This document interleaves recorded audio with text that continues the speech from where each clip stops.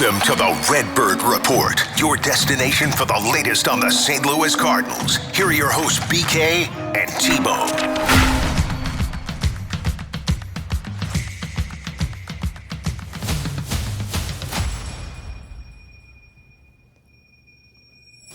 Alongside Tanner Hendrickson, I'm Brandon Kiley. It has officially taken place. The Cardinals have been eliminated from playoff contention. It took a while.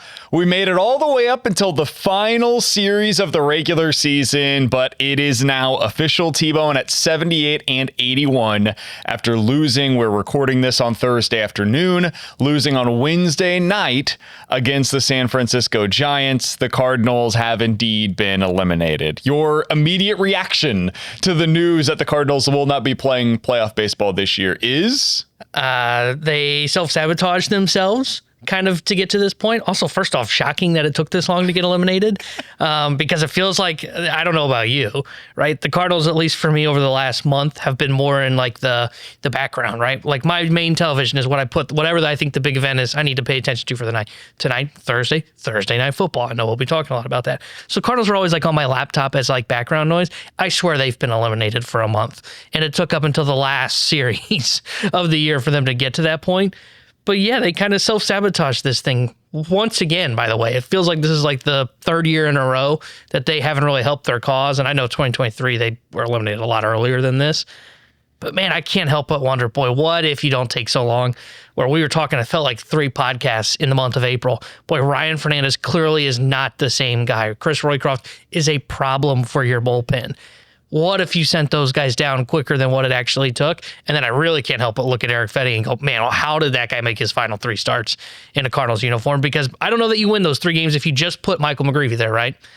I feel a lot better, though, about your chances in those 3 starts compared to if you continue to run out Eric Fetty. Yeah, I think there's a few different aspects to this. One, they failed to add anything of significance in the offseason other than Phil Maton. And Maton was a good addition, don't get me wrong, not dogging on him, but I remember we had a conversation with Eric Kratz on the radio side of things, and we were talking to him. This is during spring training, and this is, I believe, prior to them signing Phil Maton. And we were talking to him. He's like, they're trying to sell me on the fact that they signed somebody, and it was like a minor league free agent. What was it? Somebody, Nick Anderson? Yeah. He's like, that's not a free agent signing. He's not even a guaranteed major league contract. No surprise, he didn't end up making the major league roster. Eventually, they signed Maton, but they didn't do anything to really upgrade this team. And despite that, they kept Ryan Helsley. They decided not to make some of the bigger moves in the offseason that they potentially could have. So that's the starting point. And then you get into the season, and as you mentioned with Ryan Fernandez, they're developing a bullpen arm at the major league level. And we've now seen that obviously wasn't necessary. They had other guys that could come up and become competent arms. That's how this works. Like, bullpen arms are volatile. Some guys, it works one year and then it doesn't the next, and other guys will continue to flourish throughout your system. Fernandez gave up 8 runs in his first 5 appearances. The Cardinals were 1-4 in those 5 games because he was coming into high leverage situations and then giving up big runs. He then, after those games, when we had said, it's time, like, you've got to make a change here. That was one of what the final one there of those 5, I believe, was a walk-off. He then gives up game-winning run in the 10th inning against the Pirates, gave up a walk-off homer against the Mets, and then gave up 3 runs in a tie game in the bottom of the 8th inning against the Mets as well. All 3 of those were losses. So if you're counting at home, that's 3 losses because they didn't send down Fernandez early enough. And then the Eric Fetty decision. He made 2 more starts after going 1 1/3 inning, giving up 3 earned runs and walking 4 against the Cubs in the 4th of July weekend. In those 2 more starts, they lose both games. He threw a combined 7 innings, gave up 9 earned runs before he was ultimately designated for assignment. So 2 games on Eric Fetty, 3 games on Ryan Fernandez. That's 5 games in total. If you had just gone, 3-2 in those, or 2-3 in those, you're still alive going into this weekend. And you're like legitimately right there with the Reds / the Mets for a potential playoff spot right now.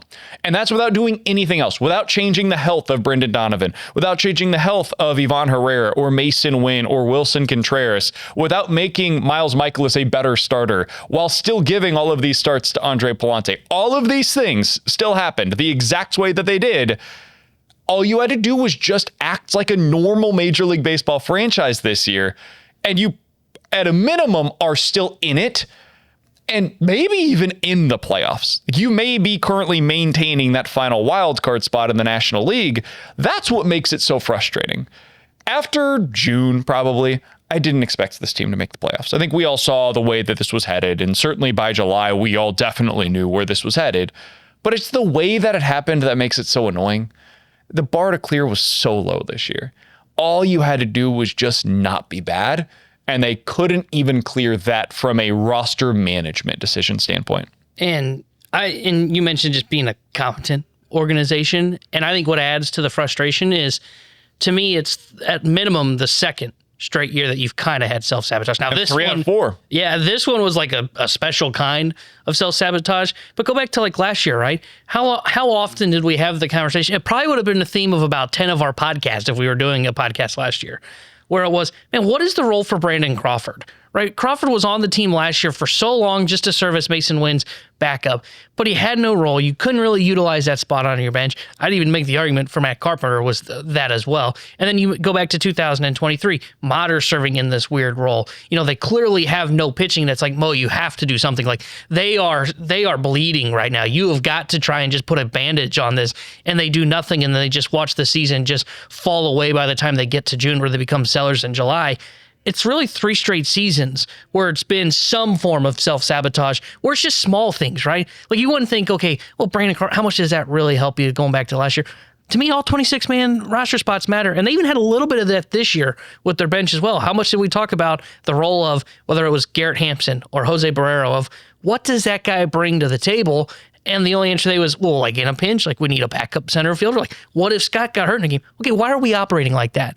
Like Luke and Baker's role coming into the year was supposed to be, how does he help you against left-handed pitching? And that was supposedly what his role was supposed to be from the very get-go. And they completely abandoned that theory. Now, maybe that wasn't going to work out either way. But again, it's just those small things that really matter for a team like the St. Louis Cardinals to get into the playoff picture. Really, this has become the new norm. Like you go back to 2021, they ended up being able to overcome it because they had that 17-game winning streak. But think about the pitching issues that we were talking about, where it's like, Mo, are you going to make a move? You've got to make some kind of a move, right? Right? And then finally they did, and it took up until like the trade deadline, and then you figure out like the TJ McFarland, but really it was Wade LeBlanc who saved their butts that season, and that was just like, thank God for this guy that came off of the scrap heap that we were able to find.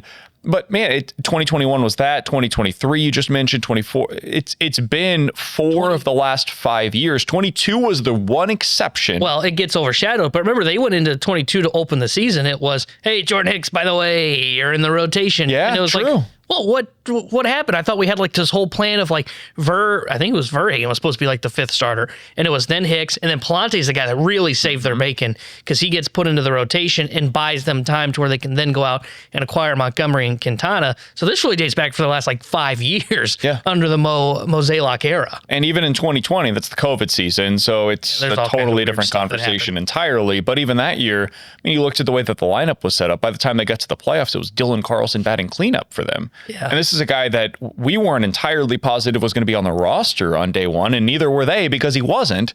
And then finally he ends up making the team. He's the cleanup hitter going into the playoffs. That was the Tyler O'Neill year where he's pinch hit for right at the, like, just a lot of stuff over the last few years. And this just, it felt like in a strange way, the perfect symbolism for how this should have ended for John Mozeliak. And I say this, T-Bone, as somebody that thinks that John Mozeliak gets a lot of unjust criticism for the job that he did while he was here in St. Louis. He was more good than bad. I mean, you look back at this, since 2008, won a World Series, went to 2, 5 times went to the NLCS, 10 times reached the playoffs in the 18 years that he was in charge, only 1 thus far, losing record after the season, potentially 2. That's a hell of a resume, man. Traded for Matt Holliday, Jason Hayward, Marcell Ozuna, Paul Goldschmidt, Nolan Arenado, signed Beltran, signed Berkman, signed Contreras, overcame the loss of Albert Pujols, then brings him back to have that unbelievable 700th home run season. Like, there was a lot of really good that happened under John Mozeliak's time here in St. Louis. Hell, modernized the organization at one point to the place where they were producing all of this pitching pipeline throughout their system as they got into the early 2010s. Think about Waka, Jaime, all of the Shelby Miller, all of these guys that were coming through their system. They are consistently, the Memphis Mafia, producing really solid major leaguers. I would argue still to this day, producing as many solid contributors at the major league level as any team at this level. And yet, like I can say all of that because I think sometimes that goes overlooked, while also acknowledging the obvious, which is over the last 5 years, things have gone horribly awry. The pitching pipeline has dried up.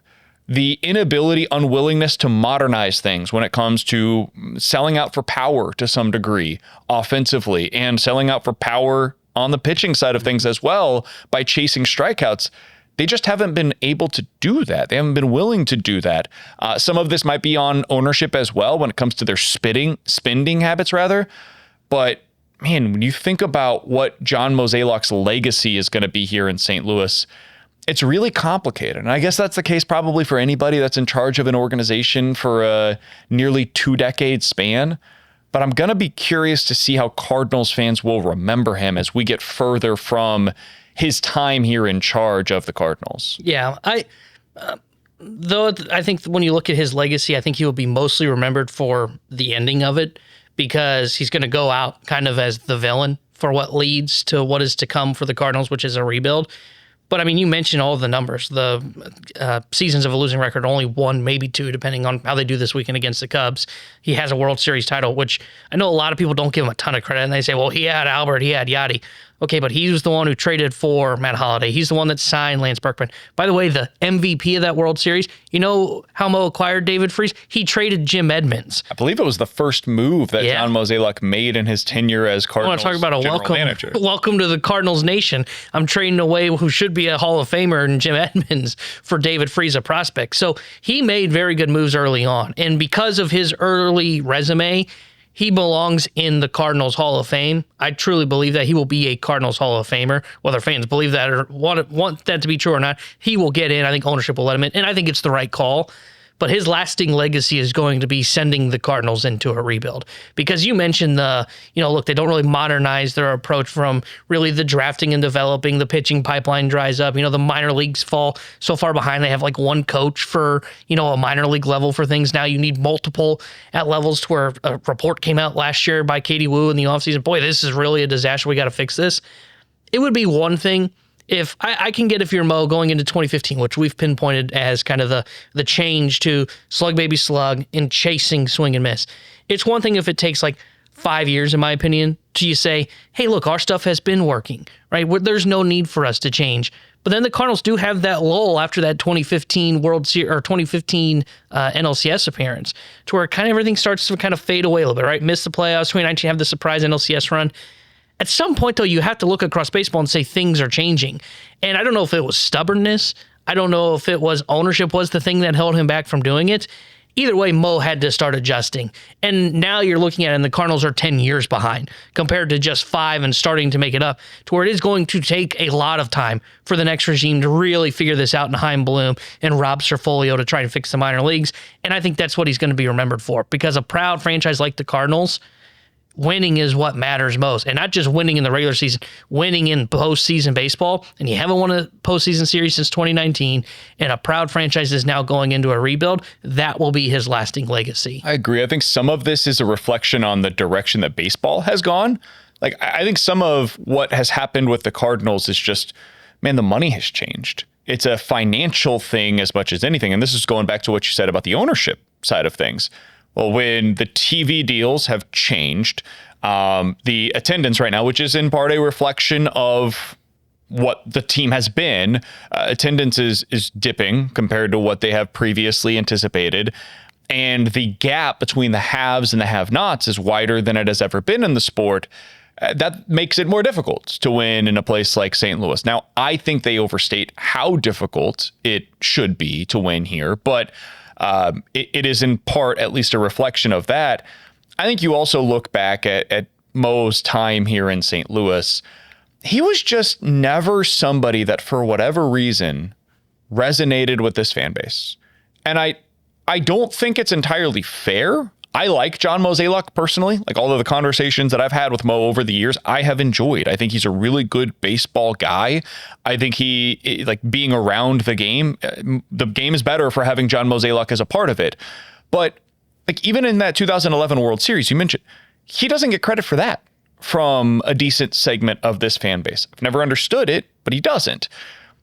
I think some of it goes back to one of the other first big decisions that he had to make was the managerial one.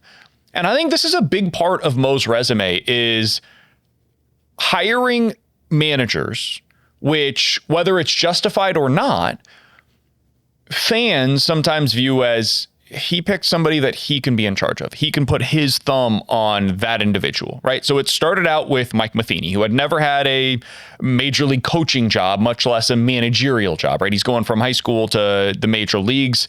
And the old thing is like, they gave up on Tito Francona to hire this guy because Mo could be in charge of him. Okay, whether you believe that or not, that ultimately reflected on Mo. That's part of the perception problem that he has. And then you fire Matheny and you go with another guy who had never had a job before.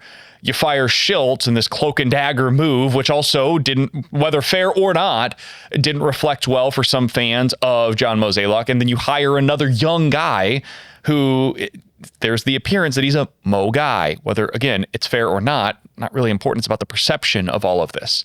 So I think there was always this disconnect between the way that Mo operated and the way that the Cardinals fans viewed him.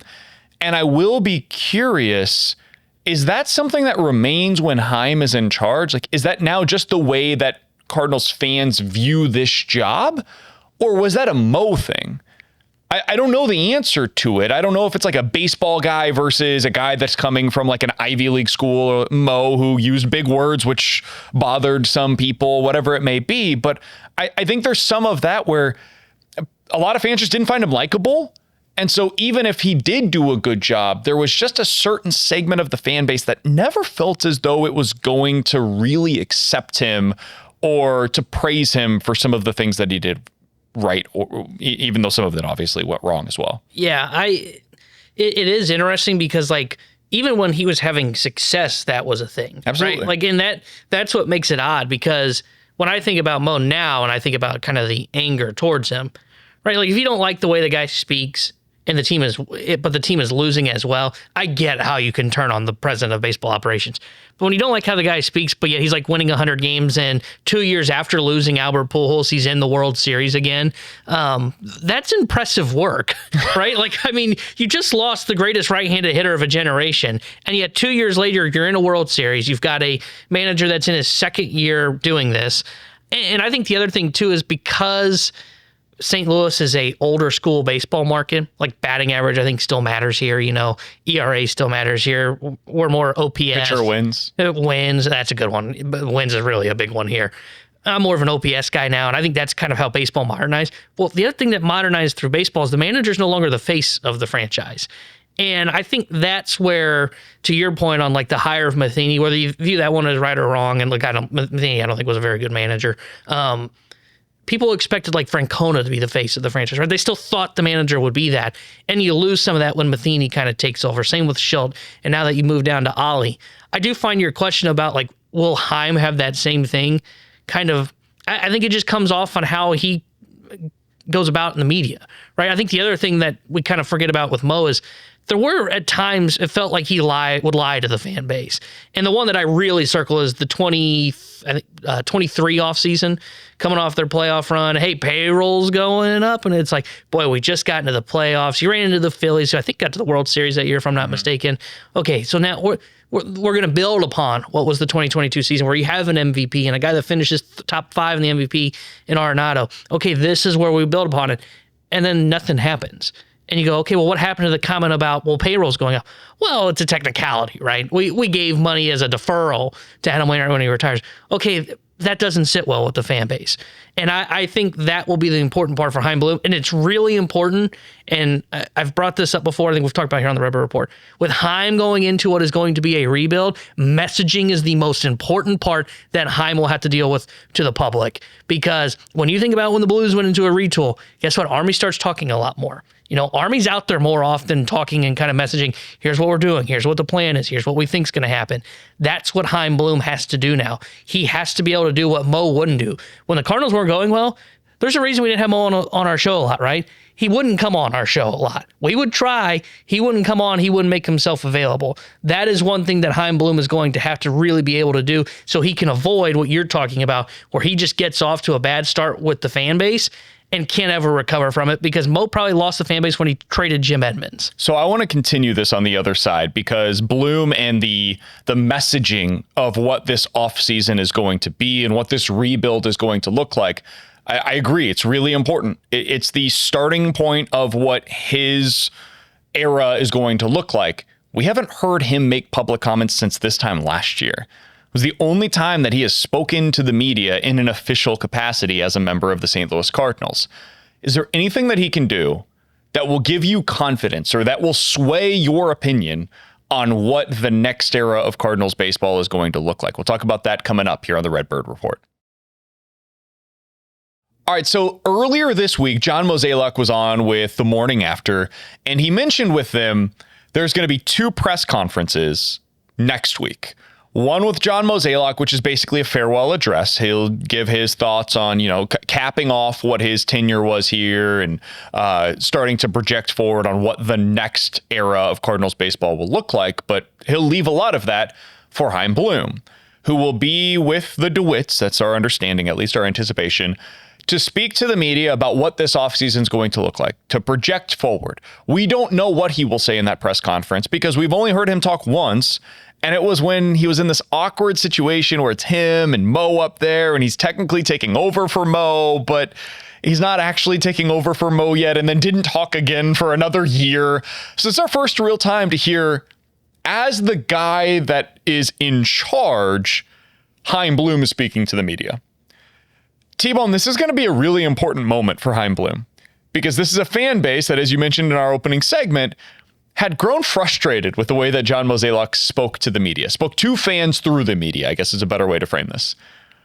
Is there anything that Bloom can say in that press conference that you think will sway fans one way or the other, or that will help him endear himself to this fan base? Or is it a no-win proposition because he's taking over in the middle of a rebuild, which is something this fan base has not dealt with in 30 years now? Yeah, I don't know if it's the kind of apathy that has kind of set in with the Cardinals organization for me, but I feel like there's nothing that he can really say that will end up playing well with the fan base.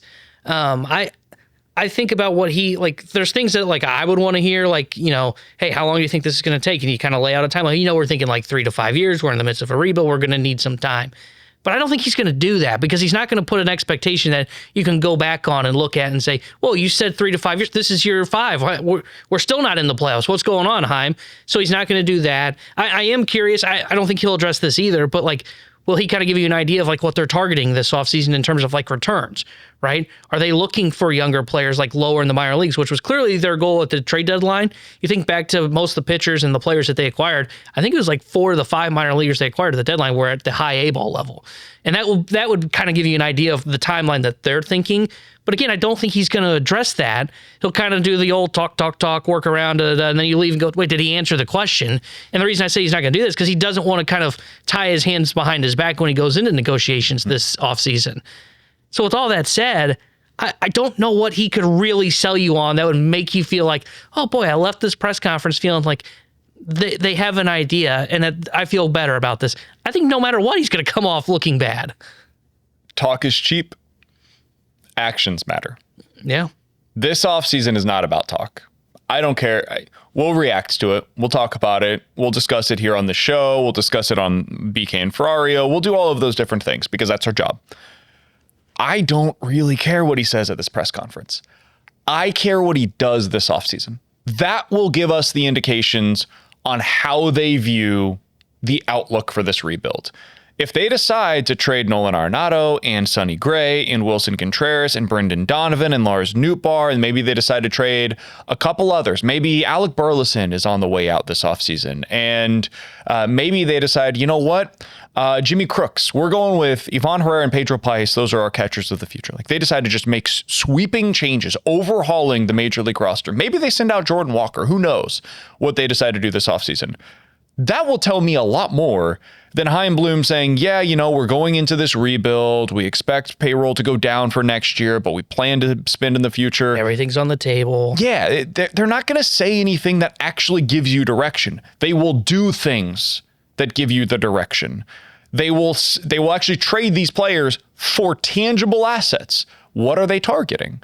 Are they targeting, like Mo previously did, major league ready contributors? Are they targeting, as they did at this year's deadline, which was very different for this organization, guys that are further away with higher upside? What is the plan? We will know that not based upon what Chaim Bloom has to say at this press conference or what Bill DeWitt Jr. has to say at this press conference. We will learn a lot more about that based upon what he actually does in the offseason. So I don't think there's anything that he could say, realistically speaking, that will change my impression on what he's planning to do here in St. Louis. It's all going to be about his actions this offseason. Yeah, and the funny thing is, and I don't know if you think this is fair or you even agree with this, I'm actually more intrigued to hear what the DeWitts have to say than I am what Chaim has to say. Because they're the ones that kind of dictate what payroll is going to be. They were the ones, you know, we talk about the message being mixed coming into the 2025 season. It's really the DeWitts that caused that. Because Mo laid it out at the press conference last year.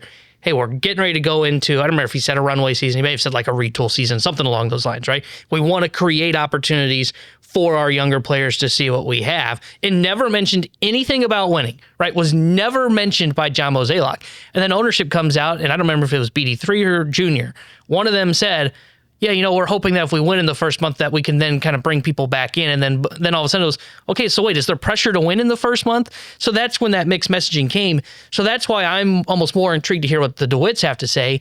What are they looking at in terms of the payroll? You know, how do they feel that their future outlook looks beyond not just the 2026 season, but how do they feel like they're doing in terms of their revenue? Because that will kind of lay out the tea leaves as to, okay, what does Chaim have to work with, not just this offseason, but the offseason beyond? And are they on the same page about the messaging, right? Because it's not just Chaim that has to nail the messaging. Ownership has to now nail this, and as they're into this rebuild, because again, that's what Stillman did. I think Stillman and Army did a very good job of messaging through the retool of the Blues. Agreed. They also, like, their actions matched their messaging.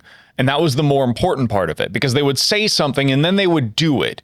The DeWitts at times over the last few seasons, things have been said and then there have not always been those actions that back up those statements necessarily. And so I am interested to hear what they're going to have to say. I don't know how much I really trust what they're going to say, though. Like, they're probably going to say, hey, listen, payroll's going to go down this upcoming year. We anticipated going back up. Okay. But can we put like numbers on that? How much is it expected to go down by this for this upcoming season?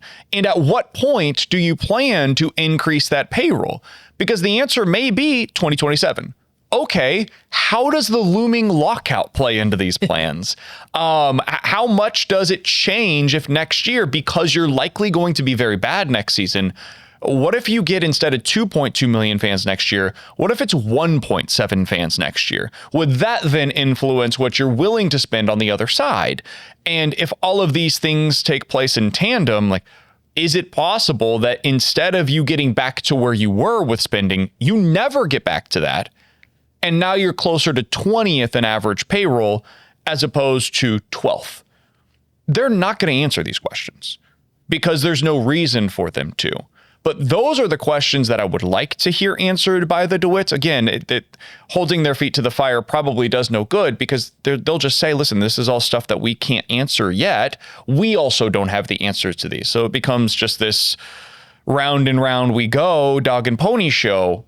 But those are the kinds of answers that I would want from the DeWitts. I just don't think that we're going to get them. So one answer that we will get in the offseason, what's the future hold for Nolan Arenado, Wilson Contreras, and Sonny Gray? Wilson, we don't know on yet. He has not spoken to the media. Every time that he talks to the media, though, he said, I want to be here. I won my World Series with the Cubs. I would still love to win, but I want to do it here. I signed here for a reason. So as of today, I have no reason to believe anything else will be the case for him this offseason. Arenado spoke to the media and didn't say that. His comment was, I would really like this not to go the way that it did last year. End quote. In other words, yeah, I'm going to go ahead and be open to more teams because I want out of here. Sonny Gray was asked after his start in San Francisco on Wednesday night about his future and said, quote, I don't know what the future holds for me. I've enjoyed my time in St. Louis. I love the people, but I came here to win. I signed here 2 years ago with the expectation of winning and trying to win. That hasn't played out that way. He then continued, I've talked to Bloom a bunch. I know the deal. I know the direction for the St. Louis Cardinals. Asked if the direction would be a fit for Sonny Gray, he paused before declining to answer. Quote, I'm not in the right state of mind to answer that question right now. Okay, I don't want to be the guy to tell you you're going into a rebuild. I'll let Chaim do that. Yeah. Also, no, it's not the same direction that I would like to be going in. So it sure sounds like Sonny is more than open to being traded. Nolan Arenado would love to be traded. Do you think this offseason is going to be different? And we're actually going to see some of these guys move on. And we're going to see the Cardinals make legitimate decisions on their no trade clause players and on some of the young guys as well. Is that your anticipation right now as we project the very early portion of the offseason? Yeah, I'm expecting them to be making sweeping changes across the board, both with the veterans and then moving on from guys that are I guess I'll call them younger guys, but the guys that are getting closer towards the end of that ARB system, like Brendan Donovan, Lars Nootbaar, guys like that. But starting with Sonny Gray, they will have a market for Gray. Like, I expect Sonny Gray will be wearing a different uniform come opening day of 2026. And, a team like the Braves makes a ton of sense. They were interested in him when he signed with the Cardinals.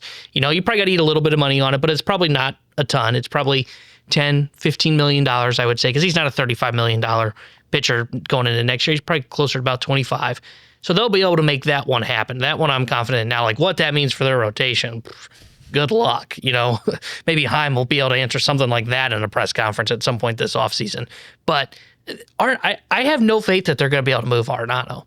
And I hate always saying that because it feels like I am dogging on the guy. But Arenado is not worth the contract that he's on, even for 2 years, because he's a below league average offensive player. If we're being honest, I would not be shocked if his offense regresses even more going into next season. And defensively, he is still an elite Gold Glove defender. But my biggest questions on Arenado is, okay, so yeah, you're open to more trades. How many more teams are you open to go to? Because this list might have to get to about 15 teams to try and make something happen. And the other thing is, how much does winning actually matter? And what I mean by that is, does it have to be a true contender? Because I don't know that any of the true contenders going into the offseason, you'll be able to pinpoint those, right? Phillies, Dodgers, the teams. I don't know that any of those teams are going to have interest in Arenado at third base. I think those teams will be looking for bigger fish, in the free agent market. So are you willing to go to a fringe playoff team like the Tigers, for example? If they decide, you know what, we probably need a third baseman. Well, as we record this podcast, we're not even sure that they're going to be a playoff team this year.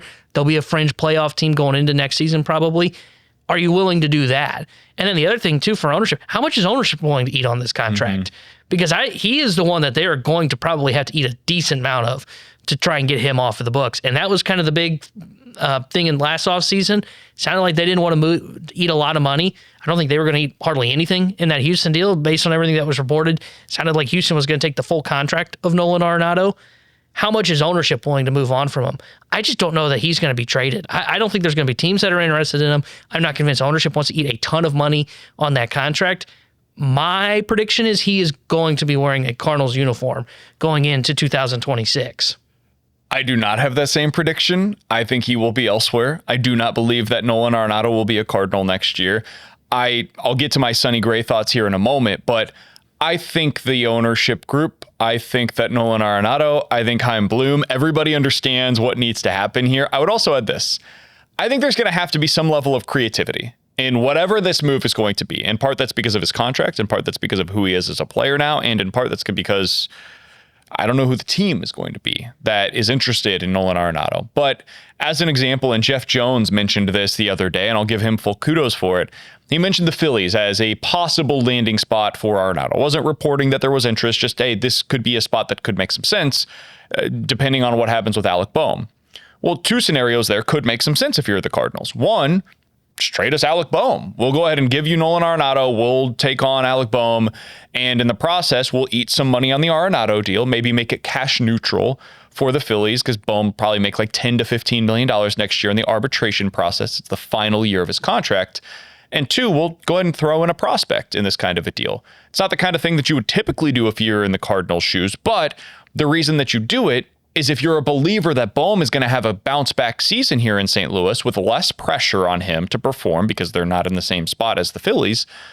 And you could then either re-sign him, give him the qualifying offer the following year, or trade him at the deadline and recoup whatever that value is on the prospect side of things, or even significantly improve upon it.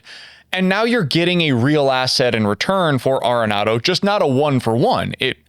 You traded Arenado for this thing, and then that thing got you the asset that you ultimately wanted. So that's one scenario. Another one, you trade Arenado to the Phillies, and in return, instead of you taking on a bunch of the money, you take on Nick Castellanos.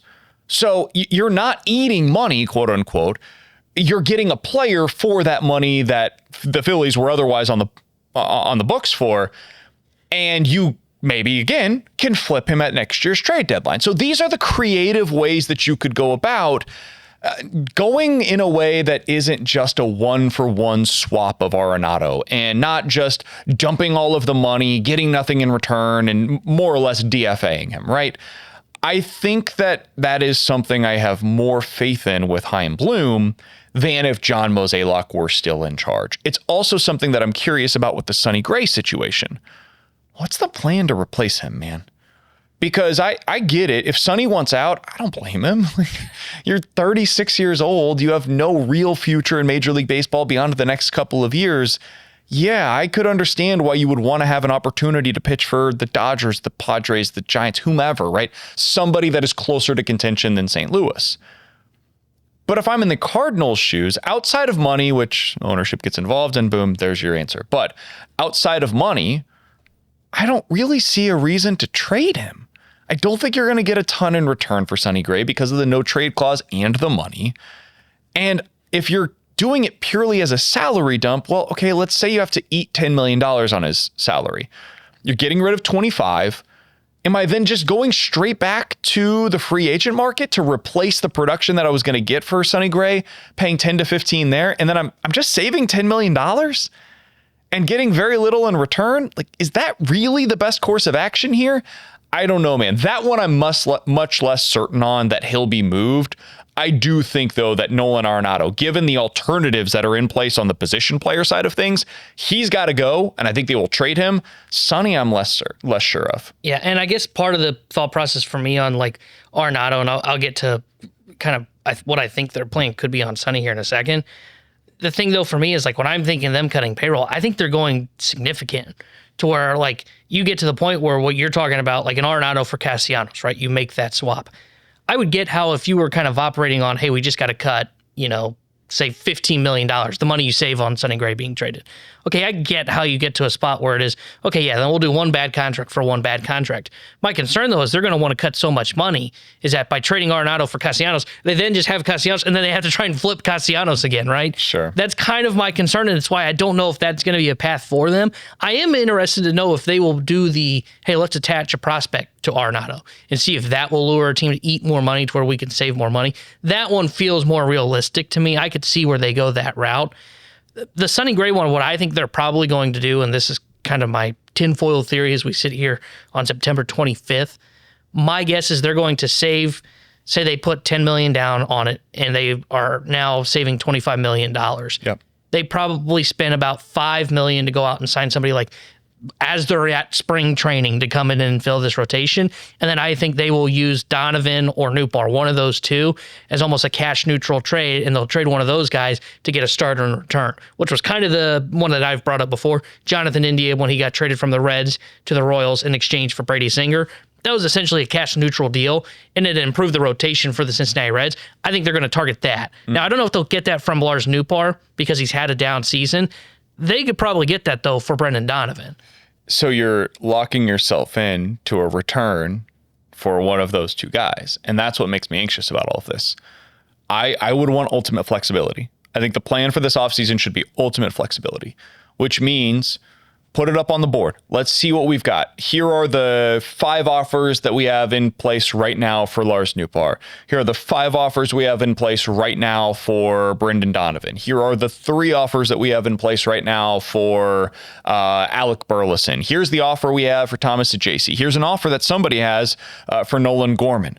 What is the best possible return in the aggregate? If we look at all of these players that we could trade, and we decide to do 4 of these deals, what's the best return possible? Forget where they're going to be, single A, high A, major league level, whatever it may be. Who are the best players that we can get back? Go get those guys and just have a true talent acquisition mode this offseason. When you lock yourself in on one of those deals to, we have to get a major league starter in return for X, Y, or Z, well, then that changes things. Because maybe the only guy you're going to get that return for is Donnie.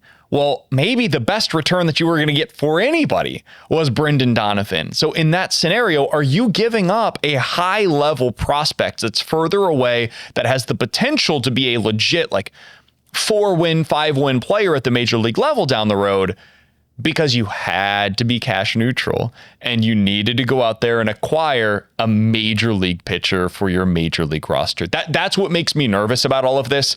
I would rather not lock myself into that. And then if I keep Sonny Gray in the offseason, I could still trade him at the deadline. It does not guarantee that he's going to be on my roster on August 1st of next year. Very similar to what you did this season with Ryan Helsley. And as we saw with Helsley, even in a down year, teams are so starved for pitching in Major League Baseball right now. There will be, barring some kind of an injury, there will still be a market for a starter that's as talented and as productive as Sonny Gray has been over the last few years. Yeah, and I agree. I know I laid out the plan of what I think they're going to do. I agree with you on it should be more of the ultimate flexibility. But the problem is when ownership sets it at, hey, $90 million is what we think payroll needs to be that year. That's when you really get pinned into a corner if you're Chaim. And I think that's what's going to happen. That's why ownership is probably, as much as we talk about Chaim, right? Chaim is the one that is going to be interesting to see what he does, what he's willing and dealing, who he thinks is part of the core, if there is a core. I think there's an argument for him to potentially listen to Alec Burleson's offers this year in the offseason. Ownership is the one that will kind of dictate how much flexibility he has. And that's where I'm fascinated to see where their payroll ultimately ends up at. Because if they have to cut money, if you're Chaim, you almost have to become what we're talking about, wolf cash neutral between a Nootbaar and Donovan and trade them out and be required to acquire a starter. I don't know that that's the worst case scenario. I don't think it's the end of the world if they end up with acquiring a number 3 starter for Brendan Donovan, and he's a guy that you look and go, yeah, that guy's fine. Not sure really how much his plan is into the future. You kind of determine that over the next 2 years. I don't think that's the worst case scenario for them, but it's definitely not the best case. That I totally agree with. All right. We're going to have plenty more to say about this offseason as we get into the offseason. This time next week, we'll be recording a new episode. We will be doing so in reaction to Chaim Bloom's first public comments as the president of baseball operations for the St. Louis Cardinals. So I'm looking forward to that. Appreciate you guys tuning in all season long here on the Redbird Report. It has been quite an up and down season. At one point in time, Tanner Hendrickson on this very show said, I believe in this pitching staff because it's got the greatest defense in the history of baseball behind it. That was a thing that happened. A guy that doesn't believe in old school pitch to contact oriented staffs, he bought into this one. I also want to defend myself. I pointed out at the very beginning of the year that I said, I don't know that Gorman and Walker will hit, and I don't know what that means for a year of runway. We also did that, and I said that Ivan Herrera could be the guy that emerges, that is a surprise candidate, and maybe that makes it okay that Walker and Gorman don't end up working out. And guess what? That's exactly what's happened so far this season. So it's been a long one. It has been certainly an interesting one, even if not the way that we all hoped that it would be. If you've made it this far, first of all, we appreciate you. Second of all, be sure to make it possible for you to subscribe rate, and review. Make sure to get all of those. YouTube.com/101ESPN STL is the place where you can go to find us on YouTube. You can always check us out on the 101 ESPN app as well, or wherever you get your podcasts. So if you're tuning into us one way today, you want to do it another time, another way another time, you can do exactly that. For Tanner Hendrickson and for Zane on the video side of things, I'm Brandon Kiley. We'll talk to you guys next week on the Redbird Report.